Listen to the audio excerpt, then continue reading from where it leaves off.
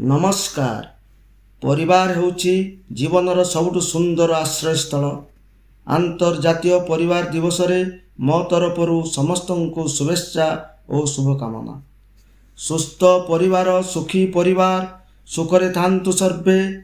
ପ୍ରଭୁଙ୍କ କୃପାରୁ ଭଲରେ ରହନ୍ତୁ। ସ୍ନେହ ବନ୍ଧନେ ସରବେ, ସ୍ନେହ ବନ୍ଧନେ ସରବେ।